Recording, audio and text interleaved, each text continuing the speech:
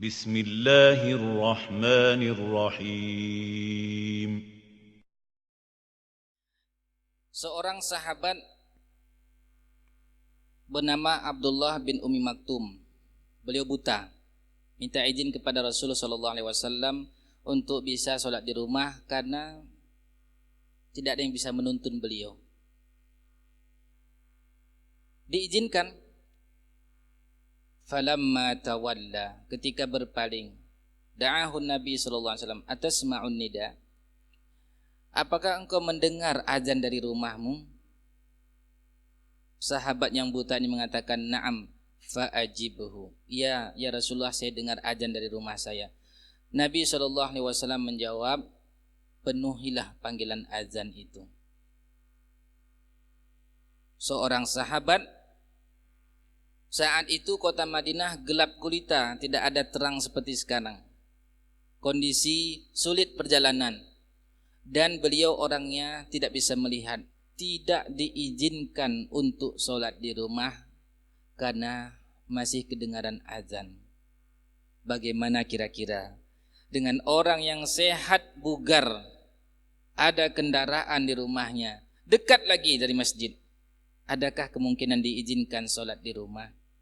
Maka di zaman sahabat, untuk mendeteksi orang ini benar-benar sungguh imannya atau hanya berpura-pura beriman, standarnya mereka gunakan adalah bagaimana perhatiannya terhadap sholat jamaah.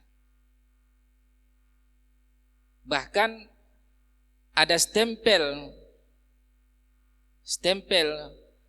bagi mereka yang bermudah-mudah meninggalkan jamaah, distempel dengan nifaq, orang munafik. Dalam surat An-Nisa, Allah Subhanahu wa taala sebutkan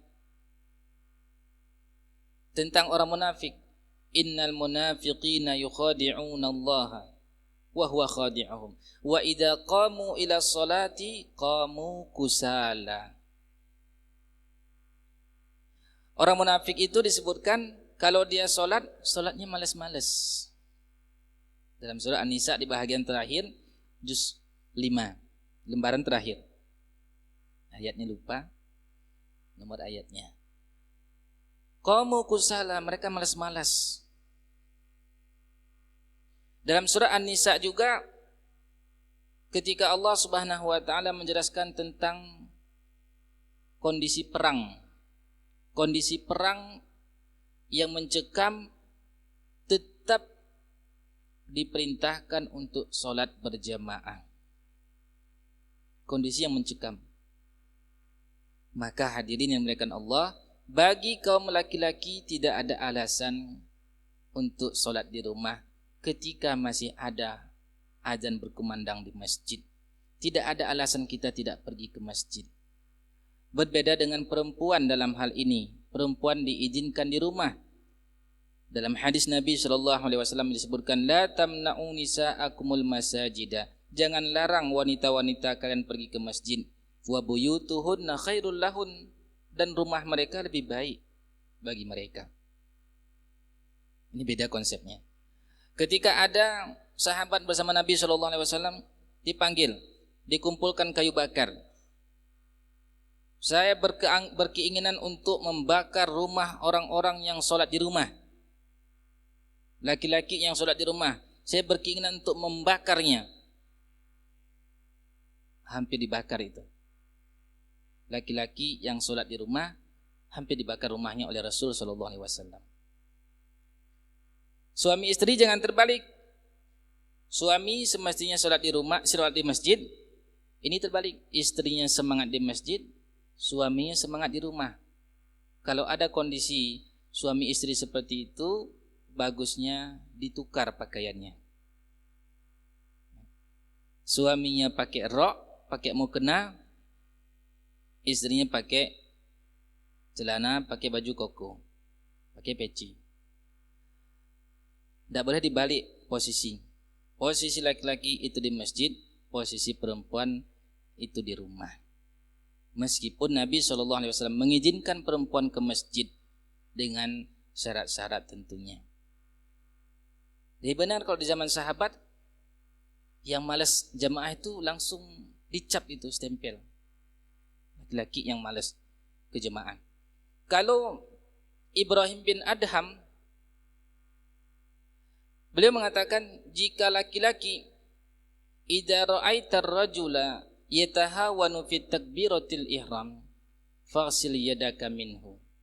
Kalau melihat seorang laki-laki bermudah-mudah meninggalkan takbiratul ihram, bukan meninggalkan jamaah, bermudah-mudah meninggalkan takbiratul ihram, cuci tanganmu darinya. Jangan sentuh lagi itu tangan itu, bukan mahram itu. Ibrahim bin Adham kalau melihat laki-laki yang bermudah-mudah meninggalkan takbiratul ihram, dia sholat jamaah tapi masbuk selalu, tidak ada kebaikan lagi orang itu, kata beliau. Begitu juga yang disebutkan oleh Sa'id ibn Musayyab. Sa'id ibn Musayyab mengatakan ma fatatni at-takbiratul ula mundu khamsina sanatan. Semenjak 50 tahun saya tidak pernah ketinggalan takbiratul ihram. 50 tahun tidak pernah ketinggalan takbiratul ihram. Ya Allah, andai kita mendapatkan menantu seperti ini, udah usah mahal-mahal maharnya. Kalau sudah bisa dia jaga salat jamaah, maka putri kita lebih bisa dijaga. Boleh ya? Kita buat syaratnya. Syarat calon menantu tidak ketinggalan takbiratul ihram. Begitu datang ke rumah kita nanti, semenjak balik berapa kali ketinggalan takbiratul ihram? 2 kali Pak, tunggu 50 tahun ke depan baru boleh melamar. Masya Allah. Ini boleh kita buat. Ini di antara cara kita memperbaiki generasi. Syarat laki-laki yang melamar ke rumah kita tidak ketinggalan takbiratul ihram.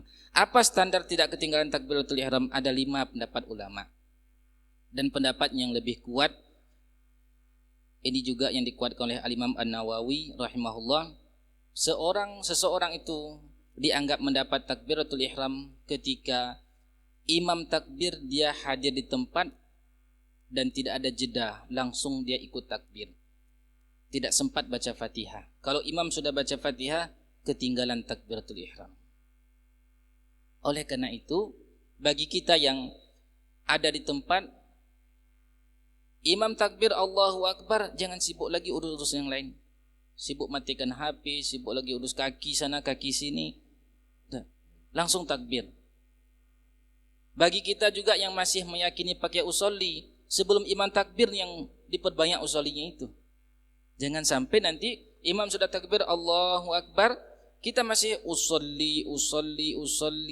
Imam sudah baca Fatihah, kita masih ngulang-ulang takbirnya. Sayang, ketinggalan takbiratul ihram. Sayang. Nabi SAW menyebutkan dalam hadis riwayat Tirmidzi dari sahabat Anas bin Malik radhiyallahu anhu, orang yang menjaga takbiratul ihram selama 40 hari, kutibat lahu bara'atan, dibebaskan dari 2 bahaya. Bara'atum minan nar wa bara'atum minan nifaq, dibebaskan dari api neraka, dibebaskan dari sifat orang munafik. Ini ada kaitan lagi dengan pertanyaan tadi. Selama 40 hari tidak ketinggalan takbiratul ihram bersama imam, maka Allah berikan 2 kebebasan. Bebas dari api neraka dan bebas dari sifat orang munafik. Sifat orang munafik diantaranya idza haddasa kadzaba, kalau ngomong bohong. Wa idza wa'ada akhlafa, kalau janji ingkar. Wa idza tumina khana, kalau dia diberikan amanah dia khianat. Allah bebaskan dari sifat ini. Innal munafiqina fid darkil asfali minan nar, sesungguhnya orang munafik itu tempatnya kerak neraka paling dalam. Maka mudah-mudahan dengan semangat kita menjaga takbiratul ihram bersama imam selama 40 hari menjadi sebab Allah bebaskan kita dari api neraka dan dibebaskan dari sifat orang munafik. Amin ya rabbal alamin. Terima kasih telah memperpanjang pembicaraan kita. Subhanakallahumma wa bihamdika asyhadu an la ilaha illa anta astaghfiruka wa atubu ilaik. Wassalamualaikum warahmatullahi wabarakatuh.